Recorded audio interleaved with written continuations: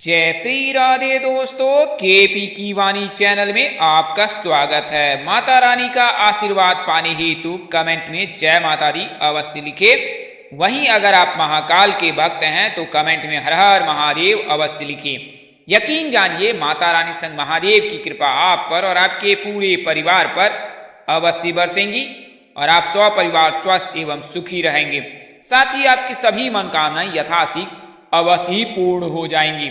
दोस्तों, आज के वीडियो में आपको शुक्र राशि परिवर्तन, चंद्र राशि परिवर्तन और गुरु राशि परिवर्तन के आधार पर जिन 8 नामों के सगाई के योग बन रहे हैं, 31 मई तक जिन जातकों के विवाह के योग हैं, उसकी जानकारी देने जा रहा हूं। उससे पहले मैं आपको केपी की वाणी की सेवाओं के बारे में बता देता हूं कि केपी की वाणी से अब आप क्या क्या जानकारी प्राप्त कर सकते हैं। तो ऐसे जातक जिनकी शादी में बाधा आ रही है, शादी तय होने के बाद टूट जा रही है, शादी में किसी न किसी वजह से व्यवधान आ रहा है, काम बनते बनते बिगड़ जाता है, तो ऐसी परिस्थिति में अगर आप भी जी रहे हैं और इन परेशानियों से आप कई सालों से जूझ रहे हैं, तो आप केपी की वाणी से संपर्क कर सकते हैं। केपी की वाणी एक ऐसा चैनल है जिस पर केवल और केवल विवाह संबंध की जानकारी दी जाती है, सगाई संबंध की जानकारी दी जाती है और यह पूर्ण रूपेण सत्य और सटीक रहती है। इससे आपको यह फायदा मिलता है कि आप यह जानकारी ज्ञात कर लेते हैं कि आपकी शादी कब होगी,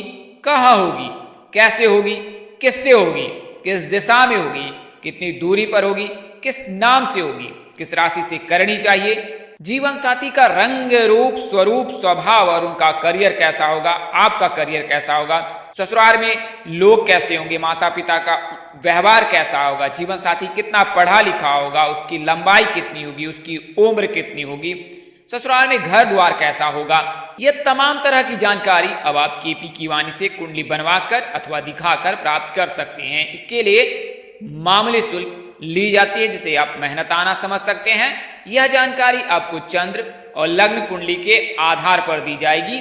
मैं कोई तंत्र साधना बिल्कुल नहीं करता हूं, तो आपको कुंडली के हिसाब से कुंडली में जो ग्रह दशा अंकित होता है उसका विश्लेषण कर आपको पूर्ण जानकारी देता हूं कि आपकी शादी कब, कहां, कैसे, किससे, किस दिशा में, कितनी दूरी पर होगी। तो केपी की वाणी से जुड़ने के लिए आप व्हाट्सएप पर फोन कॉल के जरिए, संदेश के जरिए संपर्क कर सकते हैं। हमारा कॉन्टैक्ट नंबर है 8521835670 8521835670। अगर जल्दबाजी में नंबर निकल गया है तो आप वीडियो को स्क्रॉल कर नीचे आए और डिस्क्रिप्शन बॉक्स में आराम से नंबर नोट कर सकते हैं। अब तक कई ऐसे जातक हैं जिनको सत्य और सही जानकारी दी गई है, उनका मार्ग प्रशस्त किया गया है, उपाय बताए गए हैं, उन उपायों के करने से उनके जीवन में बदलाव आया है।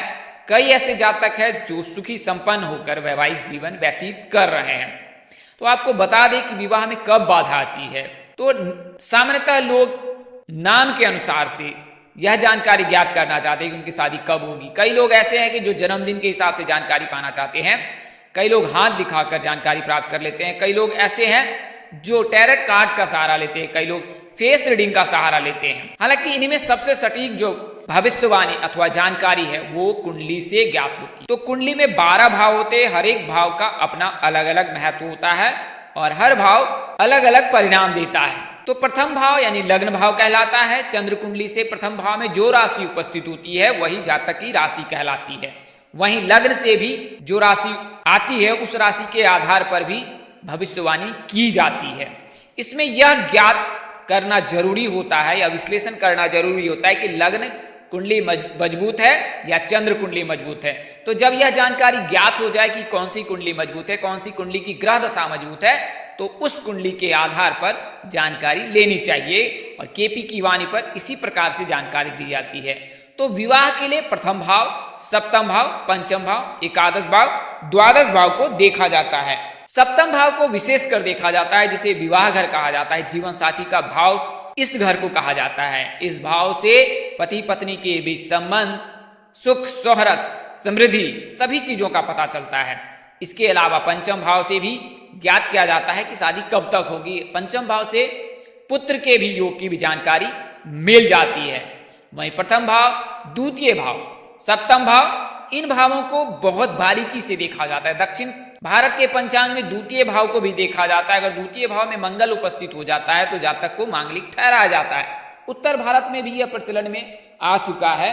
तो मंगल के लिए जो है प्रथम भाव, द्वितीय भाव, चतुर्थ भाव, सप्तम भाव, अष्टम भाव, द्वादश भाव, इन सभी भावों को देखा जाता है। वहीं बात करें कि काल सर्प दोष लगता है, पितृ दोष लगता है, मंगल शुक्र की युति हो जाए, शुक्र बुध की युति हो जाए, गुरु शुक्र की युति हो जाए, तो ये सभी जो है मुख्य बाधक होते हैं। तो मैं इसके बारे में विस्तार से बता देता हूं कि जब राहु और केतु के मध्य सभी ग्रह उपस्थित हो जाए तो फिर जातक काल सर्प दोष से पीड़ित हो जाता है। काल सर्प दोष 12 प्रकार के होते हैं और सभी का प्रभाव अलग अलग होता है, लेकिन इनमें एक कॉमन बात यह है कि काल सर्प दोष से पीड़ित व्यक्ति के जो है शादी में विघ्न बाधा आती ही है। दूसरा है पितृदोष। पितृदोष अगर बीते समय में परिवार में किसी व्यक्ति के साथ कुछ अनहोनी हुई हो तो ऐसी परिस्थिति में जातक को पितृदोष लगता है। तो इसके लिए सबसे सरल उपाय है कि आप उसका पूजा अवश्य करा ले। वहीं तत्काल आप शिव जी की पूजा करें, अमावस्या पूर्णिमा के दिन जो है दान करे, पुण्य करे, तो फिर पितृदोष का प्रभाव कम होता है। वहीं मंगल दोष से पीड़ित व्यक्ति के जातक की शादी में भी बहुत विघ्न बाधा आती है। सामान्यतः 28 वर्ष के बाद ही योग बनते हैं। कई ऐसे ज्योतिष सलाह देते हैं कि मंगल 28 के बाद स्वतः समाप्त हो जाता है, तो ऐसा बिल्कुल नहीं है। अधिकतम आयु 37 वर्ष तक है मंगल जातक के। यानी अगर कोई जातक मांगलिक है और मंगल दोष निवारण नहीं कराता है तो 38 वर्ष तक उसकी शादी के योग रहते हैं। अगर आप निवारण करा लेते हैं तो फिर योग बनने लगता है। तो अगर मंगल से पीड़ित हैं तो 28 से लेकर 38 के बीच, 37 के बीच आपकी शादी हो सकती है, लेकिन नॉन मांगलिक से बिल्कुल ही शादी ना करें, मांगलिक जातक से ही शादी करें। बात करें बुध शुक्र की युति, अगर सप्तम भाव में बुध शुक्र साथ विराजमान हो जाए तो ऐसी परिस्थिति में जातक की शादी में देर होती है। गुरु शुक्र की युति हो जाए या शुक्र गुरु की युति हो जाए, अगर शुक्र मंगल की युति हो जाए तो फिर जातक की शादी नहीं होती है या बहुत देर के बाद, यानी 40 साल के बाद, 45 साल के बाद ही होती है। यानी उनकी शादी में बहुत देर होती है। बुध शुक्र गुरु शुक्र की युति लगने पर 35 वर्ष तक अधिकतम शादी के योग बनते हैं। वहीं बात करें अगर शनि जीवन साथी के भाव में उपस्थित हो जाए, केतु उपस्थित हो जाए, तो आस पड़ोस के लोगों से आपको परहेज करना चाहिए। उन्हें अपने मन की बात बिल्कुल ना बताएं। अगर आप आस पड़ोस के लोगों पर विश्वास कर रहे हैं कि ये व्यक्ति कहीं और कुछ नहीं बोलेगा तो उससे सावधान रहें, क्योंकि अगर शनि और केतु उपस्थित है तो ऐसे लोग ही बाधा पहुंचाती है। तो इन लोगों से सावधान रहें। मांगलिक कार्य की जानकारी किसी अनजान व्यक्ति से, किसी भी हितैषी से बिल्कुल ही ना करें जब तक कि वो कार्य पूरी तरह से सिद्ध रूप ना प्राप्त कर ले। तो यह तो जानकारी मैंने आपको दी है कि क्यों क्यों बाधा आती है। वहीं ऐसे जातक जिनकी शादी तय हो चुकी, तय होने वाली है, उनके लिए भी विवाह के उपरांत वैवाहिक जीवन में बाधा आती है। यह बाधा नारी दोष लगने पर, भकुर दोष लगने पर आती है। तो इसका विश्लेषण अवश्य करा लें। आप अपने आसपास के पंडित से भी विश्लेषण करा सकते हैं, तथा केपी की वाणी पर तो आपका हृदय की गहराई से स्वागत है। महज मामूली शुल्क पर आपको कुंडली मिलान कर पूर्ण रूपेण जानकारी दी जाएगी कि विवाह उपरांत आपका वैवाहिक जीवन कैसा रहेगा। तो यह तो जानकारी आपको बता दिया हूं, आप खुद से भी इसका विश्लेषण कर सकते हैं और करा सकते हैं और यह ज्ञात कर सकते हैं। आइए अब मैं आपको इसके बारे में बता देता हूं आज की वीडियो के बारे में। तो जैसा कि मैंने आपको थंबनेल में बताया कि 5 दिनों में योग बन रहे हैं, तो 5 दिनों में योग बन रहे हैं क्योंकि चंद्रमा का राशि परिवर्तन हो रहा है, मंगल का राशि परिवर्तन हो चुका है, बुध का राशि परिवर्तन, 23 मई को जो है शुक्र राशि परिवर्तन कर रहा है और शुक्र मेष राशि से निकलकर वृषभ राशि में प्रवेश कर रहे हैं और 18 जून तक मेष राशि में उपस्थित रहेंगे। इसके अलावा चंद्रमा जो है मीन राशि में 24 तारीख को गोचर कर रहे हैं और फिर 27 तारीख को जो है मेष राशि में गोचर करेंगे। वहीं गुरु जो है वर्तमान समय से लेकर अगले साल 22 अप्रैल 2023 तक जो है मीन राशि में उपस्थित रहेंगे। तो मीन राशि के जातकों के लिए तो शुभ योग बना ही रहा है, साथ ही मेष राशि के जातकों के लिए तो अब कुल मिलाकर 25 दिन सब कुछ आपका रहने वाला है। यानी 25 दिन तक तो आपके बल्ले ही बल्ले हैं, कोई कुछ बिगाड़ नहीं पाएगा। खासकर मेष राशि के अगर आप लड़के हैं तो आपके विवाह के प्रबल योग हैं, क्योंकि शुक्र का गोचर आपकी राशि में होने जा रहा है और चंद्रमा का राशि परिवर्तन भी मेष राशि में 27 मई को होगा, 2.25 दिनों के लिए। तो इन 2.25 दिनों में यानी कि कुल मिलाकर कहे 5 दिनों में 24 मई से लेकर यानी 23 मई से लेकर 23 मई को जो है शुक्र का गोचर मेष राशि में हो रहा है और फिर 24 मई को मीन राशि में गोचर हो रहा है चंद्रमा का, और 27 मई को जो है मेष राशि में चंद्रमा का गोचर हो रहा है। तो 23 से लेकर जो है 29 मई तक जो है आपके विवाह के, सगाई के प्रबल योग हैं। इसके पश्चात भी योग बनेंगे, किंतु मैंने इस वीडियो में आपको 5 दिनों के बताया यह शुभ योग, चूंकि चंद्रमा का राशि परिवर्तन, गुरु का राशि परिवर्तन, बुध का राशि परिवर्तन, सूर्य का राशि परिवर्तन, सभी जो राशि परिवर्तन कर रहे हैं नवग्रह, उससे जो है 5 दिनों में शुभ योग बनने वाला है 8 नामों के। तो आइए अब मैं आपको 8 नामों के बारे में बता देता हूं। तो पहला जो नाम अक्षर है वो ए से है, यानी मेष राशि के जो भी जातक हैं उनके नाम अक्षर ए, एल, ई से शुरू होता है। तो ए अक्षर, फिर एल अक्षर और ई अक्षर, तो ये तो 3 अक्षर हुए।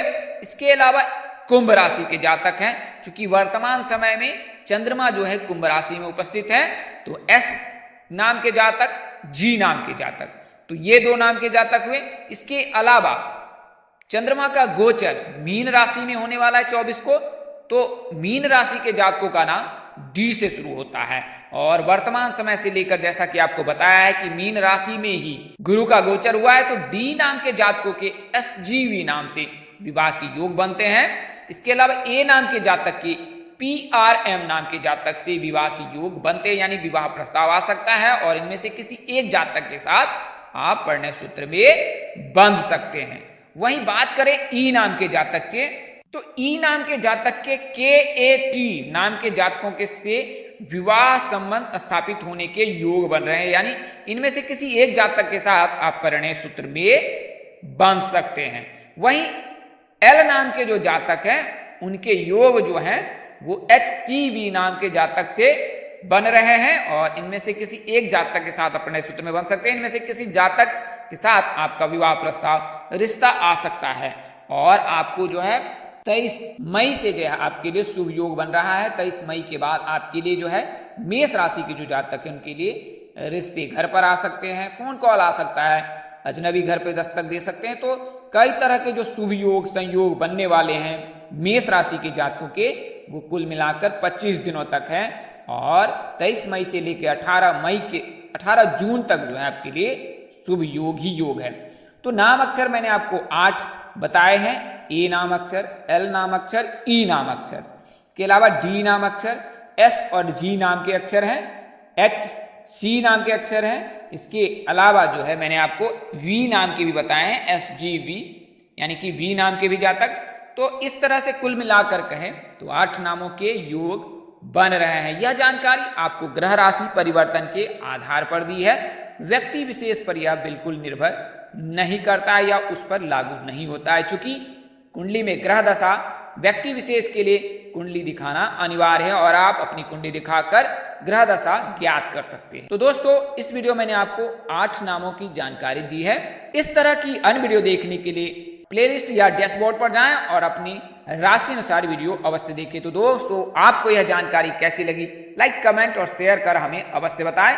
अगर आप मेरे चैनल पर पहली बार विजिट कर रहे हैं, चैनल के कार्यक्रम पसंद आए हैं, तो बेल आइकन को प्रेस करना बिल्कुल ना भूलें, चैनल को सब्सक्राइब करना बिल्कुल ही ना भूलें। अपने दोस्तों, रिश्तेदारों, अपने सहयोगियों को जिनको जरूरत हो उन्हें यह वीडियो अवश्य फॉरवर्ड करें। माता रानी कृपा से आपके चेहरे पर हमेशा मुस्कान बनी रहे, आप परिवार स्वस्थ एवं सुखी रहें। आप सभी के प्यार और स्नेह के लिए आप सबको हृदय से धन्यवाद करता हूं। आप लोग इसी तरह हमारे साथ जुड़े रहें। इन्हीं शुभकामनाओं के साथ आपसे विदा लेता हूं कि जल्द एक नए वीडियो पर एक नई जानकारी लेकर आपके समक्ष हाजिर रहूंगा। तब तक के लिए इस नाचीज दोस्त को इजाजत दे। नमस्कार, जय श्री राम दोस्तों, जय श्री कृष्णा, जय माता दी, जय वाहिगुरु।